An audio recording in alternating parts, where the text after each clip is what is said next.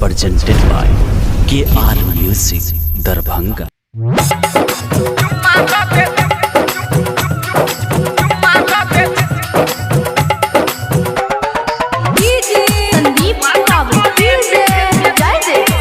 Recording by साला music percent. रे दूर हटना रे दूर हट महक छ तोहर मुहावा। चुम्मा दो दे चुम्मा दो दे छौरी कोला के ने छिए आँखों कौआ चॉकलेट खेने छिए। रे दूर हटना रे दूर हट महक छ तोहर मुहावा। चुम्मा दो दे चुम्मा दो दे छौरी कोला के ने छिए आँखों कौआ चॉकलेट खेने छिए।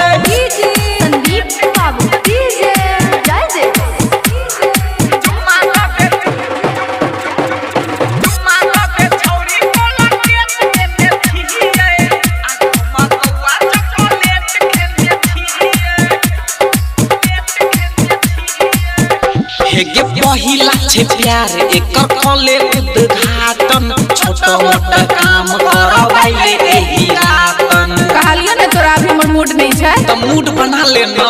हां पहिला छे प्यार एकर कले उद्घाटन छोटा मोटा काम करवाइले एही रातन। ओहो रे तोरा डर से हम एक काट देने छियै। चुम्मा दो दे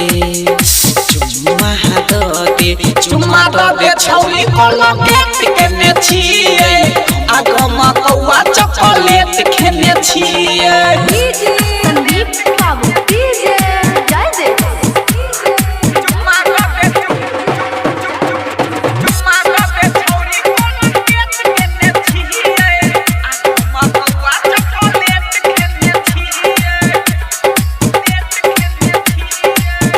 हेगे घरे ये बौरानी राते खोलो हे तू गेट गे चुम्मा लेने छोड़ाबो में छिए हम ढीठ गे। अंधरिया माथे माइरो लग जतो हम की मुंह तकबे।